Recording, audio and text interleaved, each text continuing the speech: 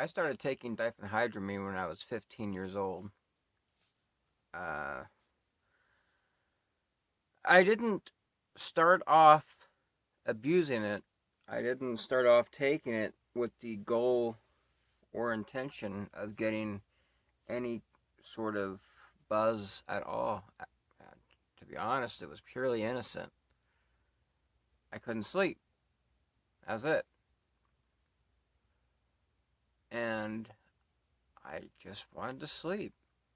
And my dad had diphenhydramine, um, Tylenol PM, and well, technically I was 14 the very first time I did it, but there was a long break in between that and when I picked it up again at the age of 15, and then went hog wild with it. But um, I was taking it to sleep. I took it the first time. Um, I took two, and that's all I did. And it put me to sleep, and it was great, and I loved it. And I thought, wow, I found something that will just help me sleep.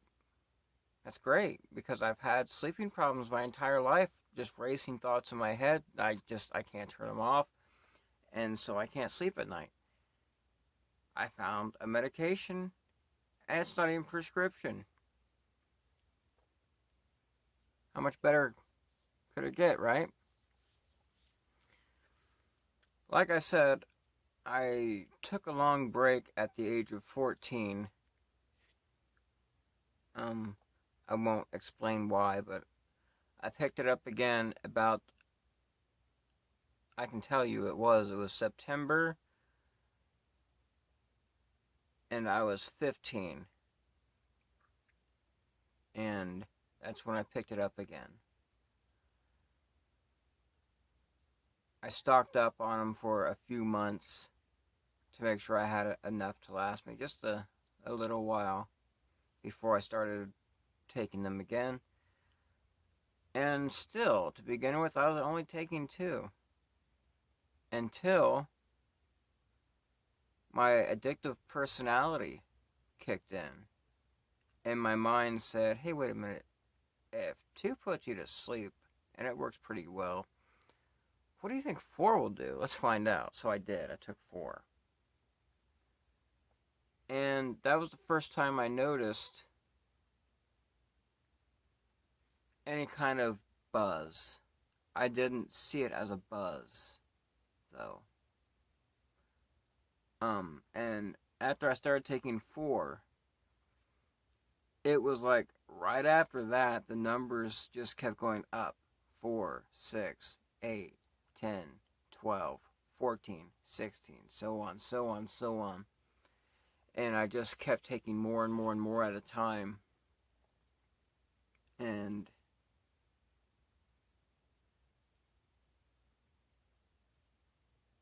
that was when I really started to experience the high and how weird and intense it can be, to where you can.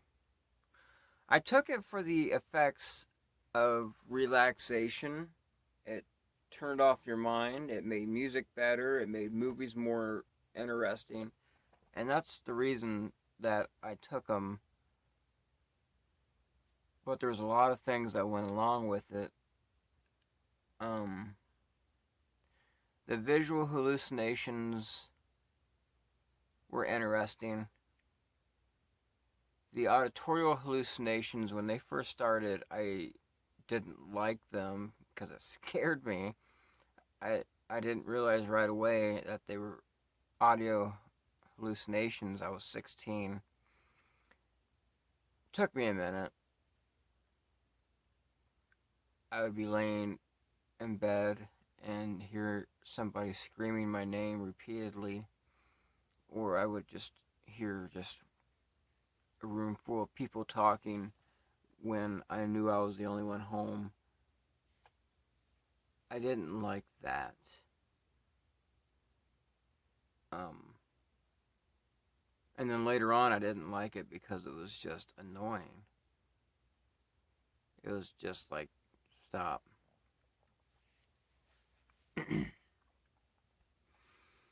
Another part that went along with it that I didn't like was the way it just absolutely destroyed your memory. Killed it. Just turned it off. It was like it wasn't even in existence anymore.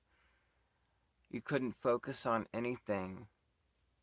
You couldn't understand a lot of things because your memory is so depleted that you cannot you can't take in, you can't retain any kind of anything. You just cannot absorb information. It's like you are forgetting it while it's being told to you.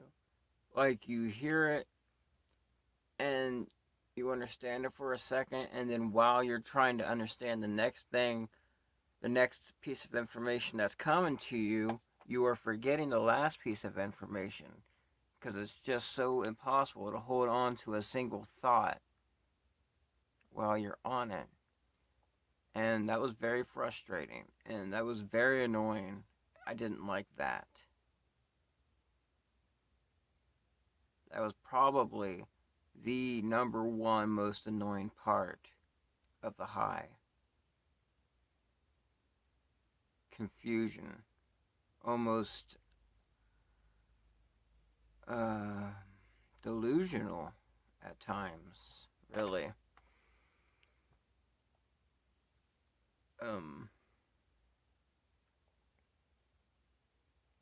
And it would also really mess up your thoughts.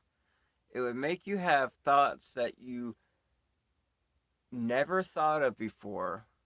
And at the time, you would think that it was just the most brilliant thought you ever had in your entire life. And I can't tell you whether or not any of these thoughts were actually brilliant at all because I never remembered what the thoughts were. I just remember I would receive these thoughts into my brain out of nowhere that I just never thought before. They just came out of nowhere. And it would just fill my brain, and I would think, wow, what an incredible thought. I never thought of that before. I never seen things that way before. I never just looked at things that way. And I would tell myself, I'm going to remember this. Because this is so brilliant, and this is such an important thought. There's no way I could ever forget this information. And I would tell myself that every single time. That's why I never wrote any of these thoughts down. And I never remembered them. It wouldn't have mattered anyway, because I wouldn't have been capable of writing them down, to be quite honest, which is probably why I never did. I kind of liked that. That was amusing. It was very interesting. It was kind of like, okay, one example of it is you'd be listening to a song you've heard your entire life 1,000,000 times. You know what the meaning of that song is. There's simple songs. There's no question of they're Hank Williams songs. Nothing special. I mean, not just Hank Williams songs, but that's an example of how simple of a song it can be. And you're listening to this song on Diphenhydramine. And you don't even do it on purpose. Your brain attaches to a line in the song you're listening to, and it analyzes the hell out of just that line, forgetting the entirety of the full song, forgetting all of that, just focusing on one line, analyzing it in 1,000,000 different ways, and then finally coming up with this idea that you figured out a true meaning behind the song that was always there. It's hidden. You just never noticed it before. And I used to have that happen pretty often. And that was very interesting. Of course, I don't remember any of those true meanings. I always forgot those too.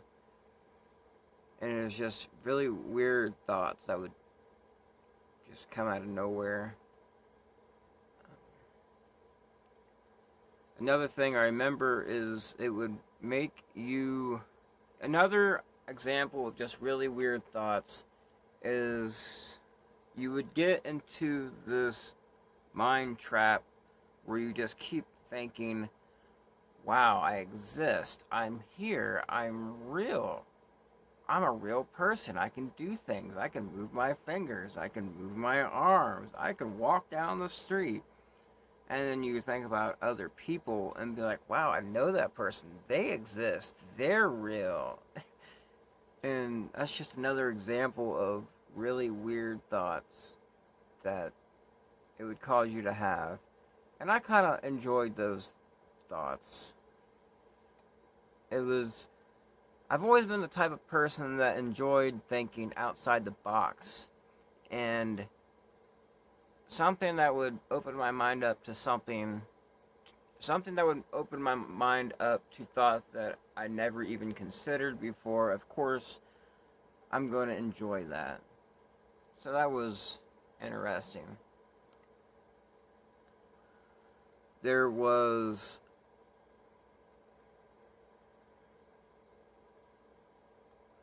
a small period of time around the age of 16 when this first started that I thought to myself, I'm not abusing these to get high. I'm not taking these to get high. I'm not getting high. I'm just taking them, and the effects that come over me are just a result of being very relaxed because of the drug. Like, I don't know why I couldn't just come out and say right away, hey, I'm getting high on diphenhydramine. It didn't take me long to reach that point because I remember being 16 and recognizing that I was abusing them to get high. So that I must have come to that conclusion at that age, but I remember very early on thinking, like, I'm not getting high, I'm just getting relaxed. And of course I knew I was abusing them and I shouldn't be taking that much, but for some reason I just didn't want to right away be like, yeah, I'm doing this to get high.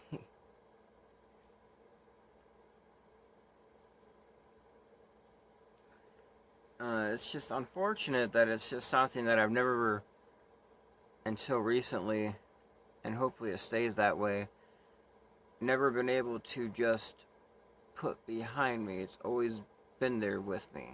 And the past over decade, 13 years, the past 13 years could have been very different if it wasn't for that. It affected a lot of things. My relationship with a lot of different people, and made a lot of different people see me in a very disgusted, unflattering way, and that's perfectly understandable. Going all the way back to my teenage years, people I was very close friends with being worried about me. They knew what I was doing, and sometimes I would promise them I would never do it again, and the next thing you knew, I'd show up at their house, be fucked up high, and they'd be disappointed. And so, going all the way back to those days, my relationship with different people would have been a lot different, I'm sure, had it not been for this. And that's understandable.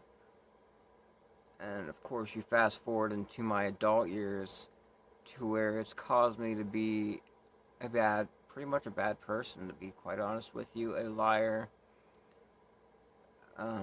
somebody that hides things from my wife, somebody who just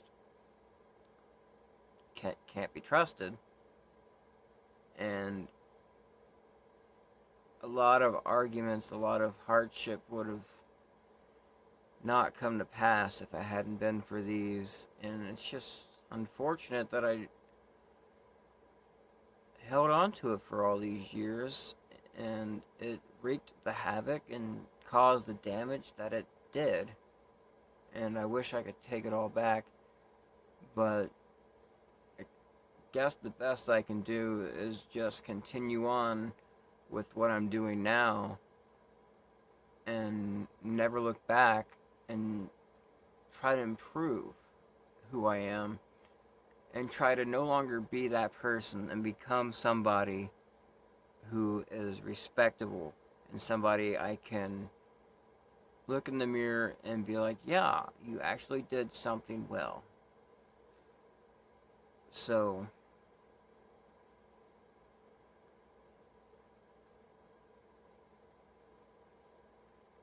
hopefully,